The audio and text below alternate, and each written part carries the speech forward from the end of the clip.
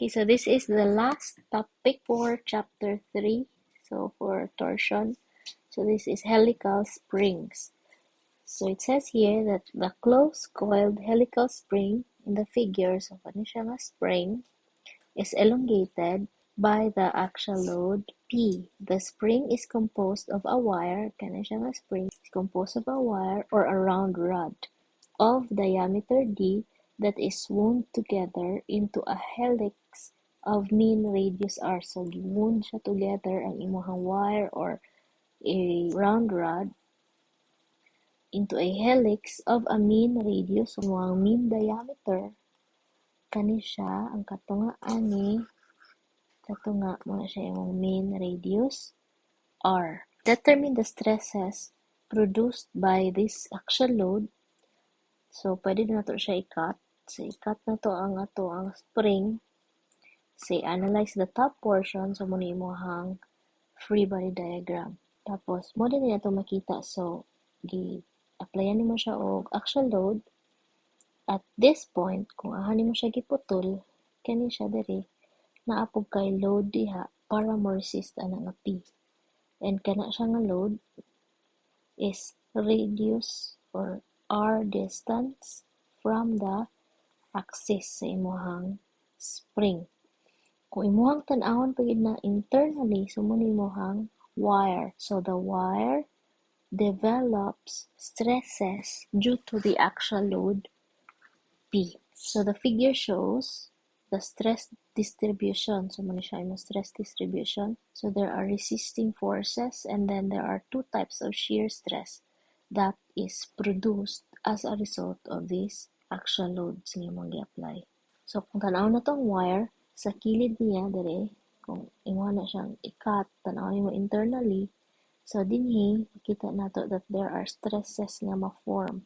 So yun niya duha ka buok.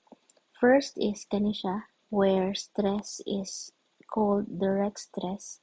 Ang isa is kani siya. So iyahang i-twist ang imuhang wire in that direction. Kani siya nga stress is torsional shearing stress. So direct stress creating the load P, and then ang imuha yung torsional shearing stress caused by the twisting couple.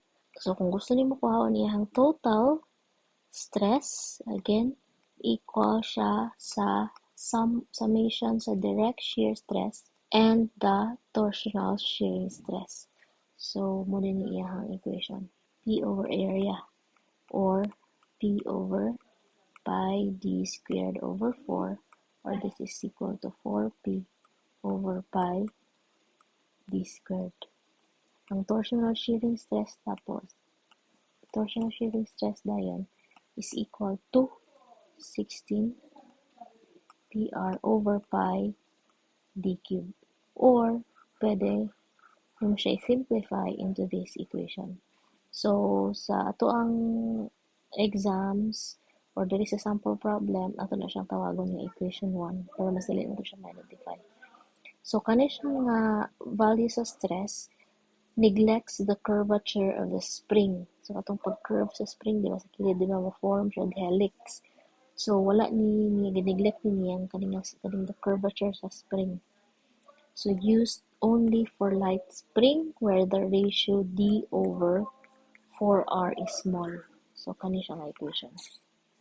But for heavy springs, nga gi-consider ang curvature of the spring, a more precise formula is given by this equation 2 or AM Wall's formula. So, pwede na iibutang iingon sa problem na use AM Wall's formula or otherwise use equation 1. Pwede rin yapon. So, sa AM Wall's formula mo siya. Stress equals 16 times load times mean radius over pi d cubed. Tapos quantity, 4m minus 1 over 4m minus 4 plus 0.615 over m, where m is equal to diameter over diameter, ang mean diameter over the diameter of the wire. So, mean diameter meaning diameter aning coil, may siya yung mean diameter D, Dahil katong small d is kani kung tanawin mo ni siyang wire, cross-sectional area niya is circular, kani siya nga diameter. Diameter of the wire or diameter of the rod. Tapos natay formula din for elongation. So, elongation or deformation is equal to 64 p r cubed n over gd to the fourth. Kung kuhaon po ninyo yung spring constant, so notice that deformation is directly proportional to the applied load. So, kung applyan mo siya load, magkadako imong gi-apply nga load, magkadako ang iyahang deformation sa imong spring. So, the ratio of P to the deformation is called the spring constant K, or also called as stiffness coefficient. Stiffness coefficient siya. So, K is equal to GD to the fourth over 64 R cubed N. Or, kung tanawin mo na K is equal to P over deformation. P over, di ba, ang deformation is 64 PR cubed N over GD to the fourth. Or this is equal to P GD to the fourth over 64 P R cubed N. Mag-cancel out ang P, so ang mabilin is GD to the fourth over 64 P R cubed times N. So, mga to, spring constant K. Or you can get the value of K using these equations. Okay. When the spring is laid in series, kaya ani, sumpay siya in series na kay isa ka spring, isumpayan nimo og another spring nga say mas gamay og mean diameter. Tapos gi-applyan na nimo siya load P. So pag in series, ang imong spring constant is 1 over K, 1 over K1, 1 over K2, plus until mabot kag 1 over Kn. So kung pila ka buok spring in series para makuha nimo ning K constant, spring constant. Or when the spring is laid in parallel, tapos tanan dayon gi-applyan og load P, so imong spring constant is equal to K1 plus K2 plus dot plus until mabot kag Kn value. Depende kung pila ka buok springs ang imong i-add. So, makuha din ang spring constant K. Example problem number 1. Nalaw tayo load supported by 2 steel springs. So, kani nga spring. So, gi-connect siya. Tapos, the upper spring, kaning upper spring. So, ang iyahang, kung ano niya actually is ano niya siya. Ano yung forma. Gitagilid na ako siya. So, say mo ni ato ang load P. Mo ni mong upper spring, say spring 1. Kani siya itong spring 2. The upper spring has 20 turns of 20 mm diameter wire on a mean diameter of 150 mm. So, buta na ito tanan given. N is 20. So, 20, kung tanaw na ito siya, ka 20 siya, gi-wound. Kung siya yung number of turns. Diameter niya is 20 mm. Tapos, mean diameter niya is 150 mm. The lower spring consists of 15 turns of 10 mm diameter wire on a mean diameter of 130 mm. So, N is equal to 15 turns. Diameter is 10 mm. Mean diameter of 130 mm. Determine the maximum shearing stress in each spring. So, unsa daw ang shear stress maximum for springs 1 and 2. Tapos, if the total deflection is 80 mm, so yun siya. Total deflection is equal to 80 millimeters. Steel man siya nga spring, no? So, G is 83 gigapascal. 83 gigapascal. Tas ingon din sa formula. Ingon dayon sa problem, so kani siya idungag na ko ni siya, naagi ni siya actually. So use, so AM Wall's formula is stress equals 16 PR over pi d cubed times 4m minus 1, 4m minus 4 plus 0.615 over m. So, kana daw atong gamiton nga equation. So, kani atong isolve, kani ang kailangan nato ma-solve. Radius, naman tayo mean diameter. So, natay radius. Katunga ani. Tapos, diameter nga gamay. So, napo tayo given. M, pwede nato ma-solve si M. Ang kanina yun si P, wala tayo value sa P. So, isolve nato na siya. Before nato ma-solve ang stress. M is equal to mean diameter over the diameter of the wire. So, pwede na to isolve. Ito na to dire. So, M1 is equal to 150 over 20 equals. Dire dayon si M2 is equal to 130 over 10. This is 13. 150 divide 20. 7.5. So, nanatay M nga value. So, ni siya. Natay R, natay D. So, si P na lang dayon. Solve na to pag-solve si P. We can use kung unsay gihatag nga given sa problem. So, natay given nga total deformation. Natay G. Natay kaning mga values. So, we can use kaning total deformation. Total deformation is equal to deformation sa spring 1 plus kung unsay deformation sa spring 2 or elongation. Na-elongate na gina siya kay gibinat man siya aning load P. So, unsay formula sa deformation? Total, this is 64 P R cubed N over G D to the fourth. This is for spring 1. Tapos, plus 64 P R cubed N over G D to the fourth for spring 2. So, ang ingon sa problem, ang total deformation is 80 mm equals 64 P R sa upper spring or sa spring 1 is 150 over 2. So, pwede na ito ibutan dali. 150 over 2 cube times number of turns nga 20 over 83 gigapascal or 83,000 megapascal. Diameter to the fourth, 20 to the fourth. So, muna siya sa first nga spring. So, i-add na to sa second spring, 64.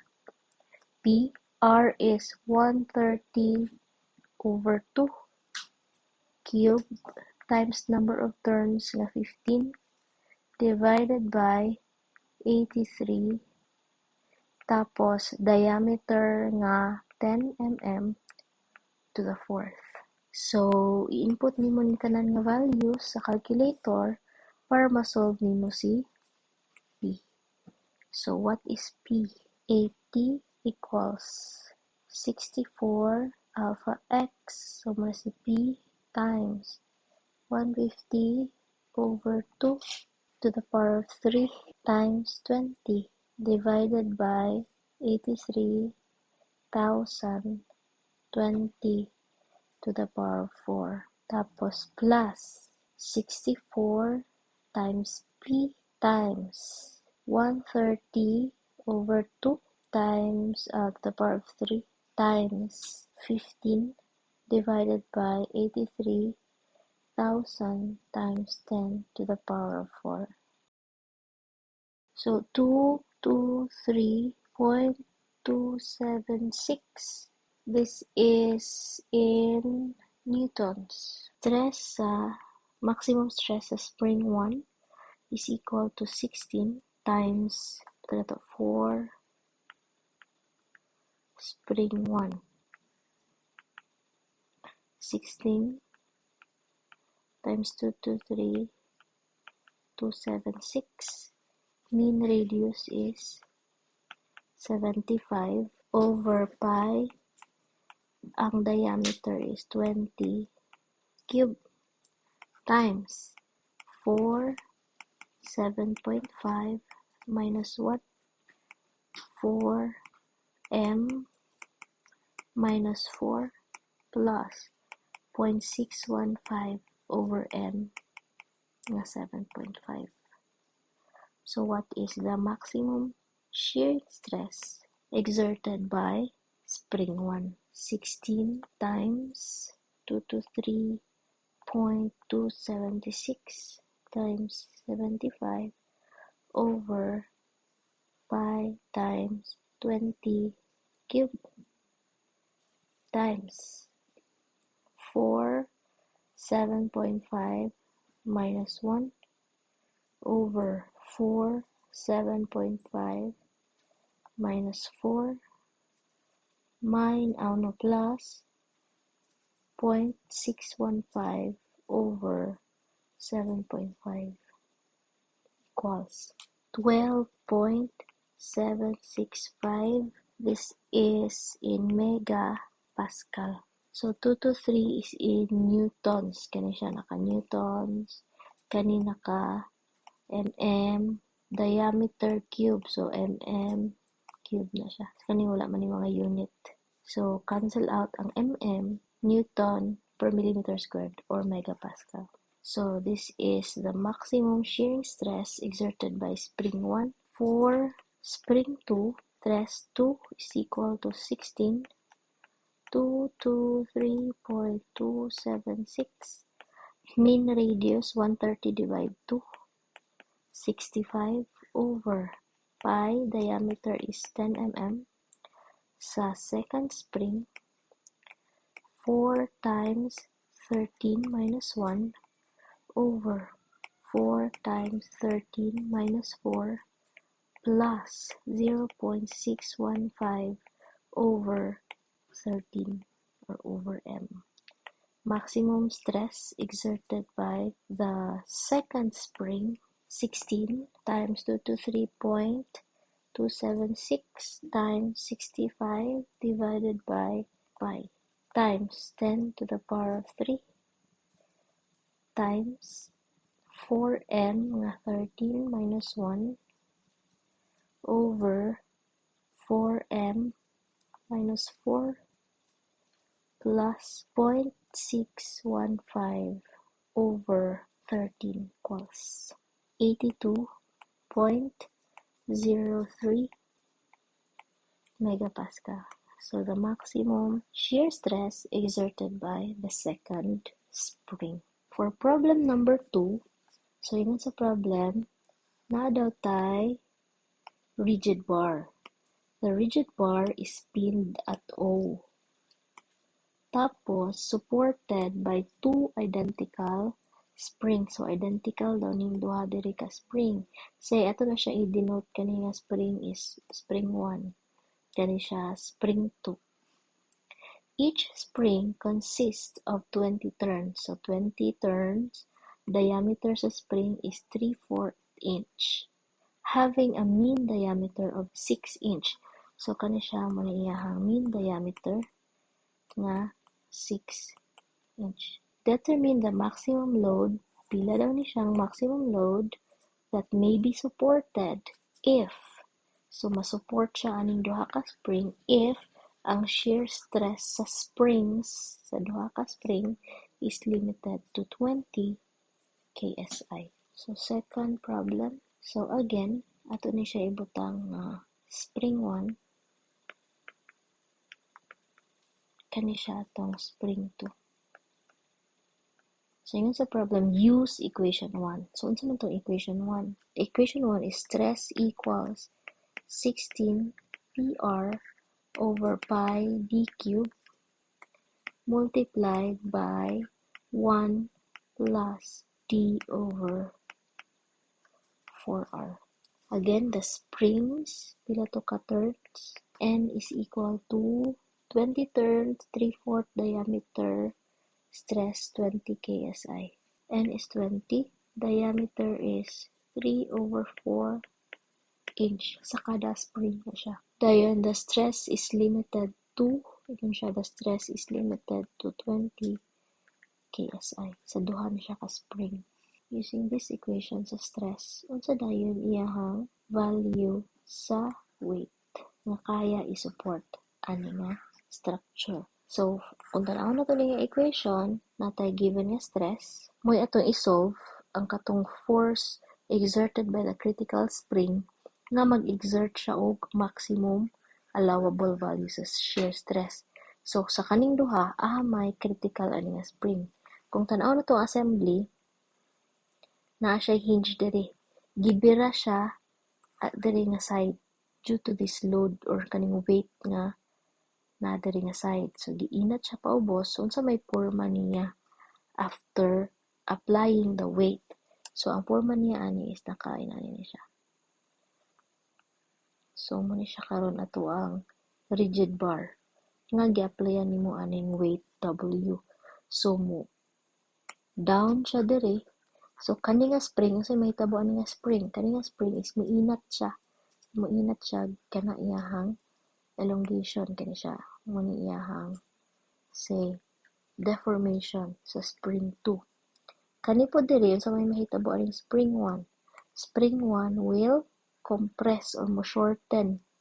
Mo-shorten siya o kani nga value, deformation sa spring 1. So, sa duha, makaingon ta that kani nga spring is the critical spring. So, kani si spring 2. So, ang masolve na to una diri is P sa spring 2. Diameter is given. Diameter, radius, stress. So, from this equation, say 20 ksi equals 16 times P2 times radius 6 inch. Iyang mean diameter. So, mean diameter of 6 inch. So, ang mean radius niya is 3 inch over pi diameter na 3/4 to the power of 3. 1 plus 3/4 over 4 times r. So, from this equation, what is P2? So, P2 is equal to 20 equals 16 times P times 3 over pi times 3/4 to the power of 3 multiplied by 1 plus 3/4 over 4 times 3. Shift solve 0.519749. This is kips, or this is equal to 519.749 pounds. So, muna value sa ito ang P2. So, nanatay P2, so na ito pag-solve si P1. So, magamit na ito diritong pag-analyze bitaw nga tanaw na to iyahang external forces, unsa dayon iyahang corresponding equation. Kung tanaw na to iyahang deformation, unsa dayon iyahang equation nga imuhang masolve or unsa iyang compatibility equation. Okay, so kung tanaw na to ang iyahang, kung ang figure ato tanawon, ang external forces, spring 1 kay compressive siya, muna mong P1. Diri is 0.0, nadayon diri ato ang P2, which is tensile, niinat man siya. So, kung diri ka mag-analyze sa bar, so, ang application nimo, kung diri ka mag-cut, so, ang imong force, niya is, paana. Kung diri ka mag-cut, kung diri sa imong i-analyze sa ibabaw, so, paana po siya. So, tensile force. Pero kung diri ka nag-cut, kani imong gi-analyze, so, ang application niya at the points, so, same rin yapon, compression for P1, tensile for P2. Nadan diri ato ang weight. So, muna siya ato ang free body diagram. So, sa free body diagram na to, included ni external forces o kani siyang reactions diri sa imong spring due to this external force nga weight. So, unsa dayon ato ang ma-create ni equation from this one. So, kompleto na to free body diagram. Dapat natay mga distances. So, this is 2 feet. This is 4 feet. This is 3 feet. So, to create an equation, gamitan na to og equilibrium equation. So, basig ma-tempt mo gamit og summation of forces vertical equal to 0, and then mo P2 minus P1 minus W equals 0, or P2 minus P1 equals W. Dili na siya pwede because dili man siya continuous, di siya simply supported. Simply supported gani is kung naang imong support diri sa kilid o diri sa kilid. So, pwede ka mag-sum up vertical. In this case, naa kay hinge diri sa tunga. So, due to this load, na siya yung rotation. So, dili nimo siya pwede gamitan og katong summation of forces vertical. But we can use summation of moment at point O, then equate it to 0. Then, pwede ta mag-assume. Kani siya, from point O, kani siya nga load, iyang iparotate ang assembly pana. Kani po siya nga load, iyang iparotate the same direction. Ang weight, iyang i-rotate from point O, i-rotate niya paana siya nga direction. So, say, let's assume tanan forces or tanan moment na mag-rotate in a counterclockwise direction, positive. So, say, positive P1 times perpendicular distance nga 2 feet. So, 2 feet siya. So, times 12 para may mo siyang inches. Plus P2 times its perpendicular distance nga 4 inch times, o 4 feet times 12. Kani nga force, parotate sa O, so muna yung perpendicular distance. Dayon minus, or pwede na ito ibutan ng diri sa pikas, minus kani nga load times kani nga distance. So we have 7 times 12 W. So 24 P1 plus 48 P2 equals 84 W. So, kanya siya natay isa ka equation. Equation 1. Pero, sa kaning equation, na naman tayo P2. Pero, wala pa tayo P1 o W. So, dili na to siya magamit. Kay duha ka book ato ang unknown values. So, mangita na po tag another way nga maka-create tag equation. So, kamitan na to siya aning iyahang deformation. So, ang nuna ko ganina, due to this load, may ani yung forma. So, kaningan dire, naman kay hinge. So, dili siya pwede mag-translate along X, along Y. Dili na siya mabalhin na, na siya diya. Pero, ang imuhang rigid bar, nani mo hiwi. Mainat ni siya nga spring, kani siya nga spring, makompress siya. So, using this, pwede ta mag-ratio and proportion. Kung ato siyang i-draw, kung muna imuhang horizontal, muna imong point O, kani siya, muna imuhang weight dire. Dire, muna siyang niinat, spring 2. So, deformation sa spring 2, kanidang diri, deformation sa spring 1. So, we can use ratio, and proportion. So, kani nga triangle is to this triangle. Naman tayo distance 2 feet, kani 4 feet. So, deformation 1 over 2 is equal to deformation 2 over 4. So, kani siya over this one, kani siya over this one. Dayon, cancel out. Ang mabilin is 2 deformation 1 is equal to deformation 2. 2 times, say formula dali sa deformation, 64 p r cubed n over g d to the 4th. Sa first spring equals 64 p r cubed n over GD to the 4th sa second spring. So, ingon dira is identical man siya nga springs, diba? Kaning duha identical springs. So, mag-cancel out ng 64, pareha man sila nga steel. So, mag-cancel out. Pareha sila diameter. Pareha pagid sila og radius. Pareha silang number of turns. Ang lahi lang nila is P. So, ang mabilin dayon sa kaning equation, duha ka P1 is equal to P2.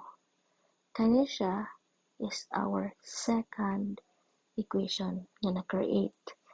So, this is the compatibility equation based on its deformation. So, from this one, naman tayo value sa P2. So, masolve na dayon nato si P1. So, from equation 2, nga 2P1 equals P2. P1 therefore is P2 over 2. This is equal to 519.749 pounds over 2.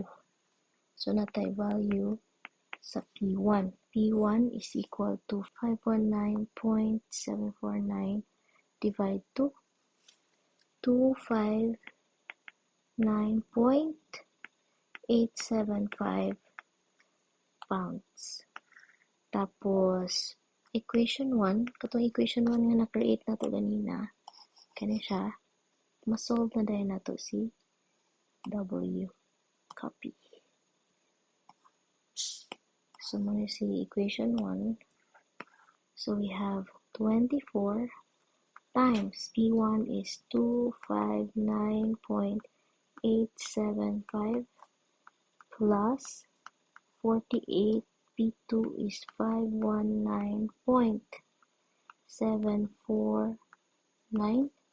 equals 84 W, where the weight is equal to 24 times 259.875 plus 48, 519.749 equals 84 times W. Shift solve, we have weight equals 371.25. This is in pounds. So, more siya ipangay sa problem. Okay, so that's it for helical springs.